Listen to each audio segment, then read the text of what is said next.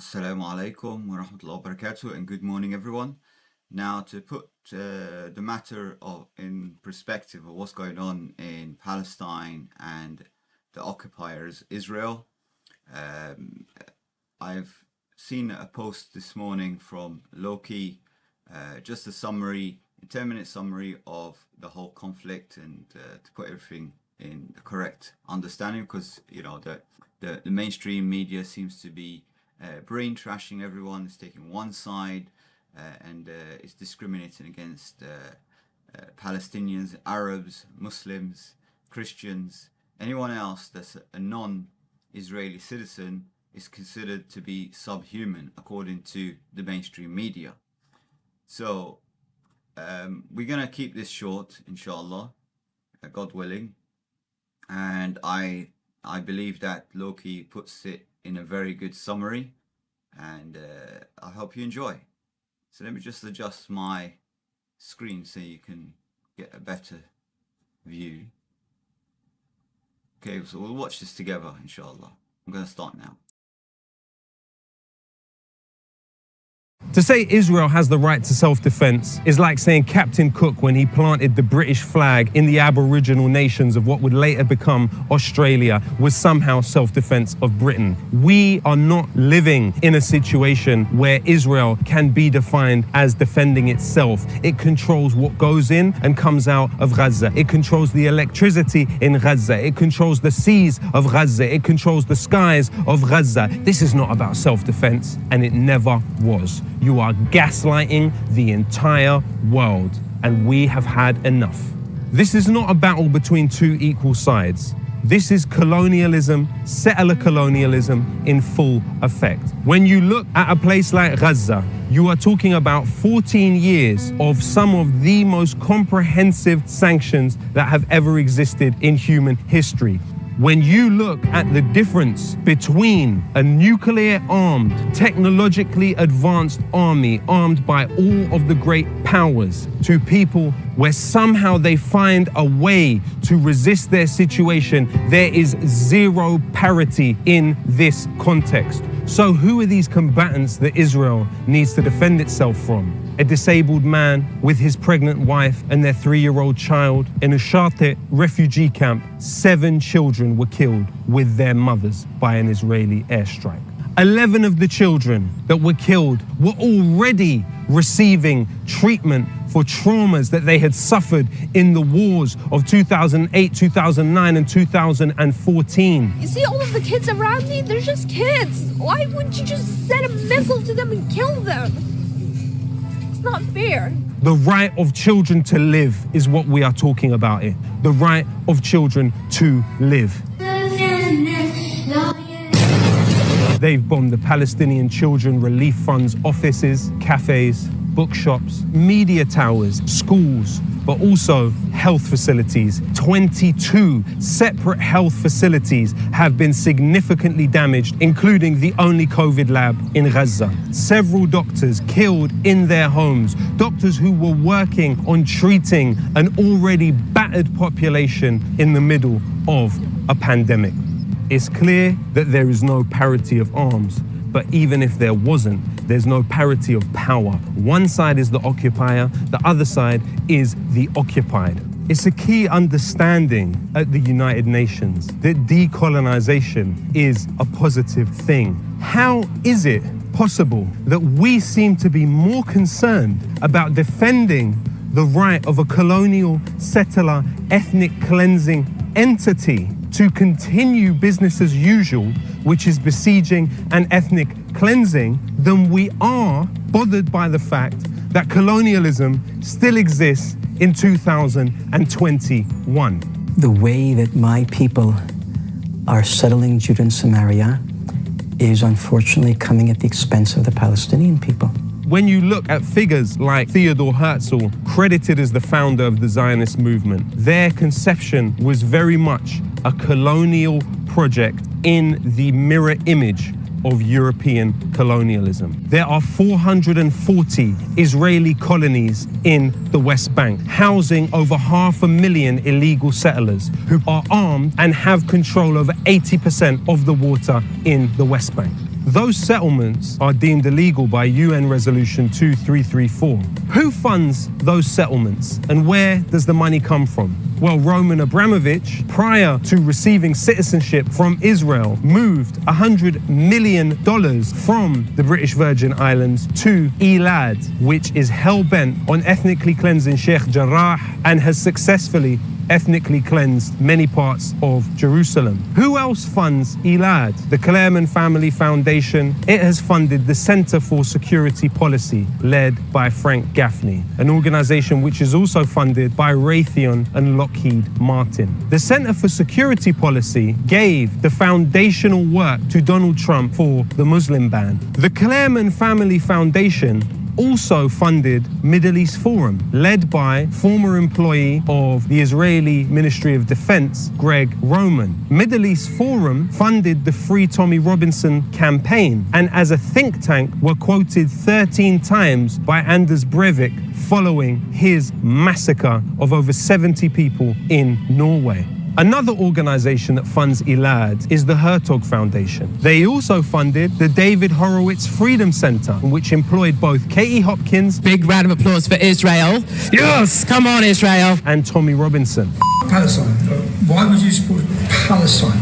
The Hertog Foundation funds the Friends of the IDF and Middle East Forum. The Friends of the IDF had on their board Robert Shillman. Robert Shillman also funded Tommy Robinson. What we see here is an intertwining of interests between Zionist actors around the world who believe that their interests are served by not only funding violent settlement in the West Bank and a war against indigenous Palestinian people, but also pushing domestic Islamophobia within Britain and the United States. Everything is the Jews, not a single piece for other people, only for us. And we won't give anybody else, just for us. Today we see raw fascism within the Green Line.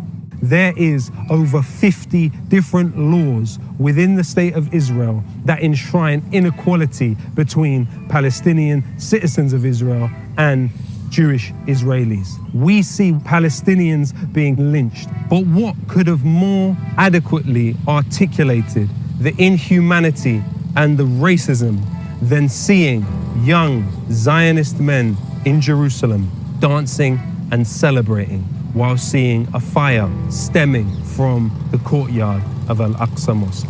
This fascism was foretold by Albert Einstein and others. If he was able to be clear about the fascism ahead, why is it today our freedom of speech is withheld from us? Between 2016 and 2018, 500 Palestinians were arrested for posts that they made on the internet, including children. How hideous is it for those well-paid, well-fed members of the British commentariat who have complained for so long about cancel culture to pontificate about their own rights of freedom of speech, while Palestinian children and even children in this country who advocate for the Palestinian cause do not have that freedom of speech. Babies and children are getting killed for no reason at all in Palestine. You've got your racist views, take them somewhere else because they're not welcome here.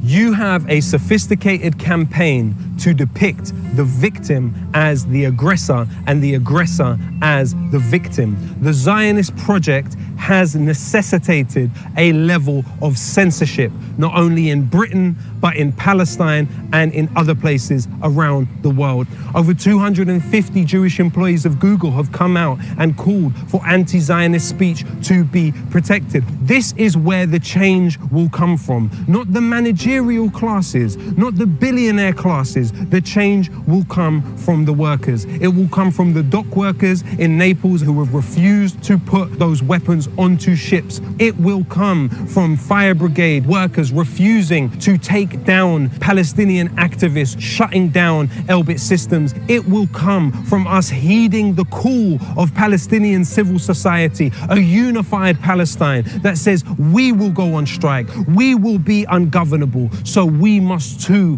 be ungovernable.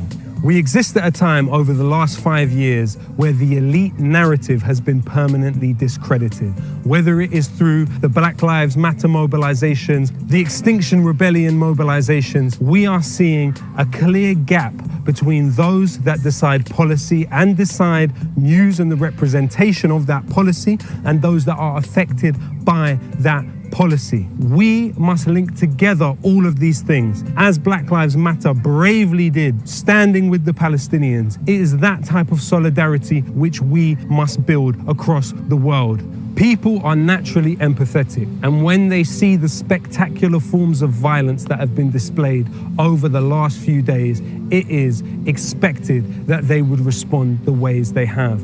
Well, let's remember that the continuous Nakba is full of slow and less spectacular violence. Do not look away now. Continue to organize, to educate, to learn, and to demand.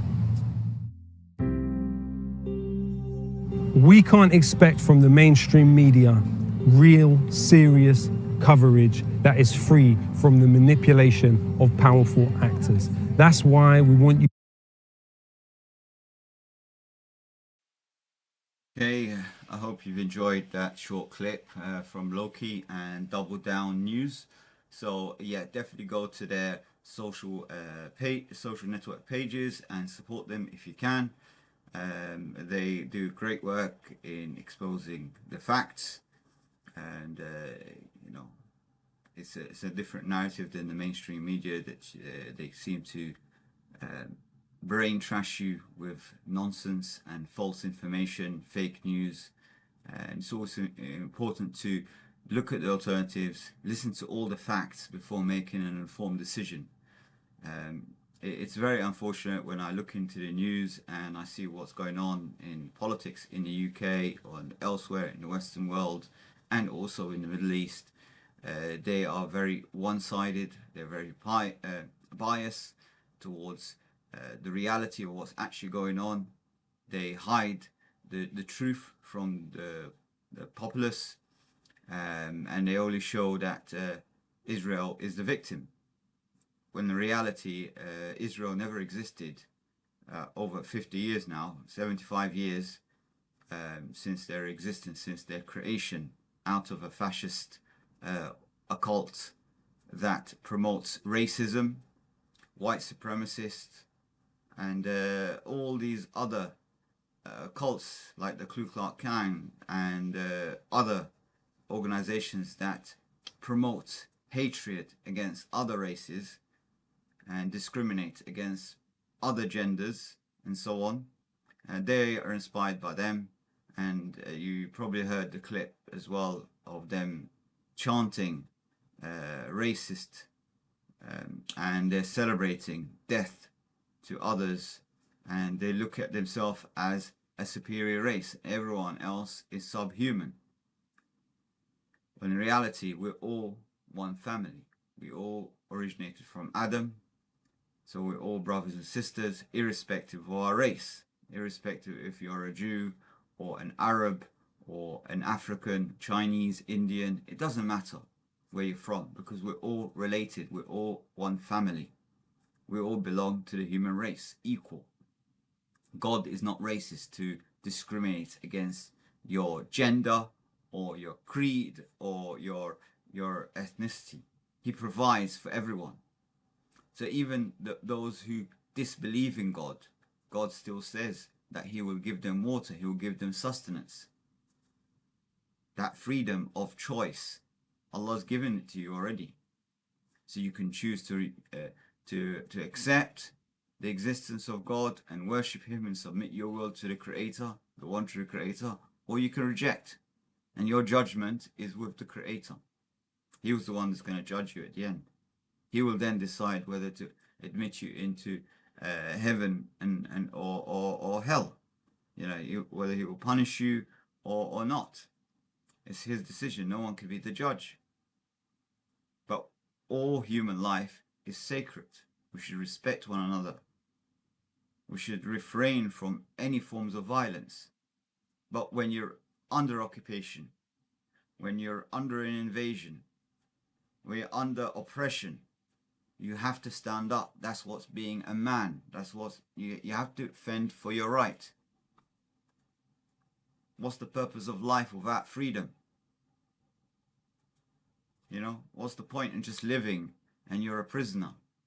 You've been denied all your human rights of food and water and safety and education, the right to have an education. What kind of a life is that? So yes, it's true, Palestinians have every right to defend themselves and to recapture the lands and the property that have been seized from them. They have every right to defend themselves. And what Israel should do now is should put down their arms. They should put down their arms and come to the negotiating table, calling for peace and calm. Make a formal apology for 75 years, almost 100 years of oppression and theft and crime. They should pay for that crime. Compensate for all the people that have suffered in all these years. They should make a formal recognition and apology to the Palestinians and to the whole world, because they've put the whole world under terror for 100 years plus, and they've only been inspired by the other colonial and racist fascist organizations that caused a lot of corruption and destruction all over the world. Look at what the French did to the Algerians. Look what the British did to every single country they've gone into. They invaded in Egypt. Possibly 1 million people died under the British occupation. 500,000 men alone, young men, were kidnapped and forced into battles, forced into slavery. And it's not only just Egypt, all over Africa. All these colonial Western white supremacists that try to promote their agenda of a superior race and everyone else is inferior, they went out on a rampage of rape and murder and destruction, corruption, all over the world. Look what they did to the Indians. They took property owners and turned them into slaves and made them work in their own land, and yet they took everything away. And then they, as a form of pity, they threw crumbs at them. Look at all the old black and white films that they've documented to show that they're so charitable that they give them some crumbs, as if they're feeding some birds. You know, it's really sad how they treat human beings, treat other human beings. These people belong in prison. Those people that are oppressing other people, they belong in prison, not the other way around. You don't imprison children. You don't take children that have no idea of what's going on in the world. They're just born in this world. They have no idea. They don't have no inclination. They haven't made a decision of what they're going to be, or you know, they've got dreams and aspirations. They don't know anything yet. And yet you bomb them because you're accusing that one day when they grow up, they're going to take revenge for, you know, what you did to their parents and their grandparents and their relatives. So you're scared of them, so you kill them before they even breathe. You bomb apartment buildings. You kill women and children. What kind of a coward are you, O Israel? What kind of cowards are you to kill innocent people? Why don't you want to come and put our hands together in peace and be a law-abiding human being, a law-abiding citizen in the world? Because we're all brothers and sisters. I've said this so many times. And the Palestinians are forgiving people. They will forgive you.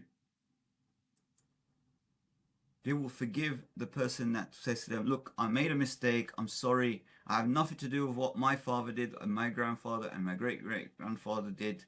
But I realized the mistake and I want peace. They will say, peace be upon you. There will be no harm. We can then come together and cooperate to do good in the world. Do constructive projects rather than destroying. Because this war is not going to benefit anyone. It's going to destroy everyone. It's going to end up with deaths in all sides. Don't do this. It'd be madness. So, and even at an individual level, if you're given an order, whether it's from your parents or your manager or your employer or whoever, and they're giving you orders to kill another human being, do something that is against your belief, against the Torah, against the Quran, against whatever way of life that you're following. It goes against the basic necessity of being a human being. Dignity, respect for other people. If they tell you to do something that's illegal, you should refuse, shouldn't accept. And the presenter and the journalists on the BBC and Sky and whoever, they should refuse to read that script that's being prepared for them, to spread lies and fake news in the mainstream. They should speak up for the truth.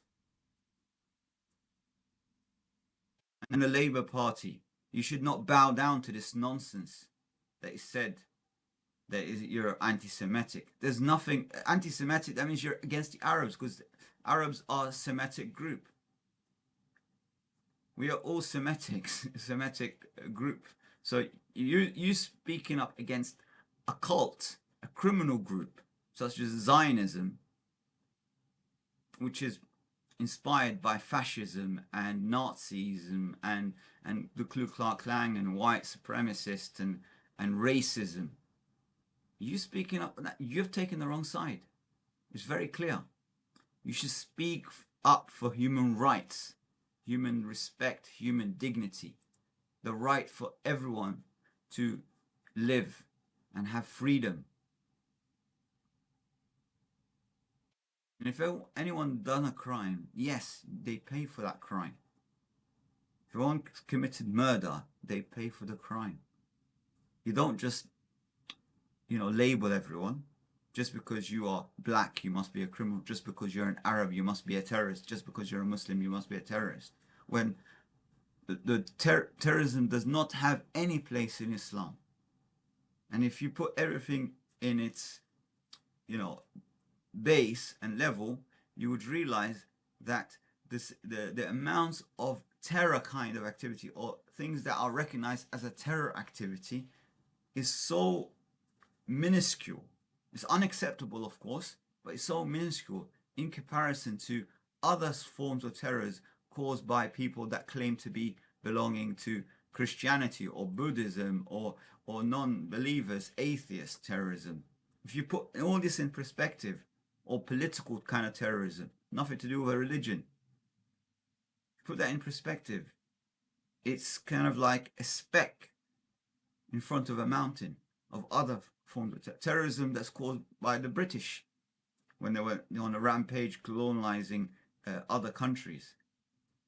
Terrorism caused by the Americans. Terrorism caused by the most recent, in the past 75 years, by the so-called Israeli, the terrorist state of Israel, because they are just a state of terrorists. The settlers that settle in these boundaries close to the borders of Gaza, they're all armed, and they use the Gazans as target practice, shoot them indiscriminately. The guards on the towers, they shoot at the Gazans. They use them as target practice. They torture them. They kidnap children. They kidnap women. They do all sorts of atrocities against the Palestinians every single day. 75 years. Imagine you've lived 75 years and every single day you've been shot at. People in your family being kidnapped, tortured, organ harvesting, experiments used as guinea pigs. People speak up against animal rights when people start doing experiments on animals. How about humans?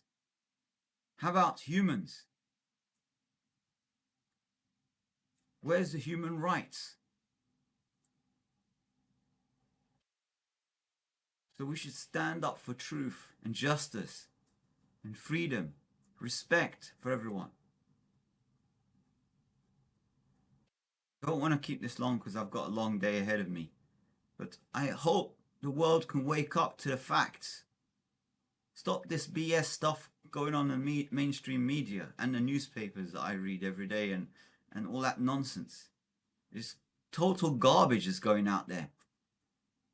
I couldn't have said it even better than Lowkey. Lowkey is very articulate. He knows exactly how to put his words. I'm not so articulate. I'm better at other things. But I'm trying to speak from my heart with all love and respect for all people. I want you to wake up for your sake before it's too late. The dead are in paradise. The Palestinians that you've killed in the past 72 hours, they're all in paradise. And the ones that you've killed in the past 75 years, they're all in paradise. But your dead are in hellfire because they're all terrorists. Because they went out with one agenda, to commit a crime. Commit a crime against humanity. That is why they're in hellfire. But you have a chance. You have a chance to change your life. You have to disobey your orders. You can't accept to take arms against innocent civilians. You can't bomb homes of other people. You can't kill your own brothers and sisters. Stop the division between human beings and discrimination. That he's an Arab and this guy's an African and this guy's Chinese. Stop this division between human beings. We're all human beings. We're all brothers and sisters. How many times do I have to tell you this? We should be united together. And for the Muslim, they should be united. Stop living like cowards. I go into communities, I see some unity. I go to another community, another city, another country, and I see they're divided. People don't even greet each other. People try to, look for a benefit. If they can't see any benefit from you, they don't even speak to you anymore. They don't consider you as useful for them. It's complete nonsense. You should always greet each other and be concerned about everyone else's well-being. And if someone's less fortunate, you should care for them.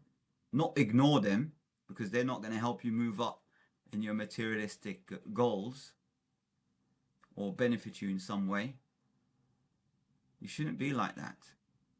And I'm directing this message to the Isle of Man Muslim community, because I don't see them as united as I want to see them. Of course, there are, a few individuals, you can count them on your fingers, that are good, sincere people, but the rest are completely not there.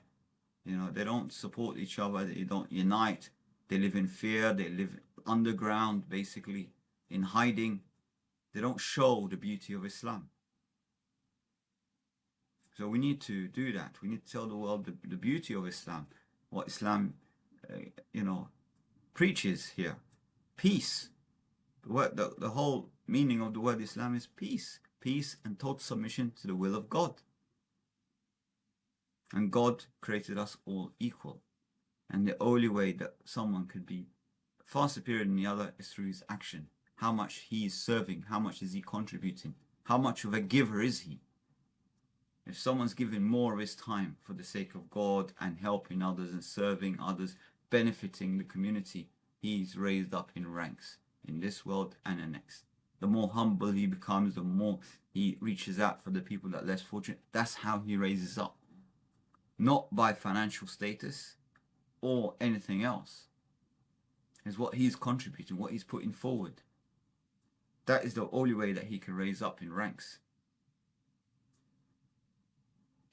So I'm going to leave it here, inshallah, and we'll continue again. I have a few things to do today, so do forgive me if I don't do that many live streams, but I will try to keep things going every few minutes or something. When I have a bit of time or something, I'll try to comment on a post or a video, or I'll try to bring on guests, if they're available.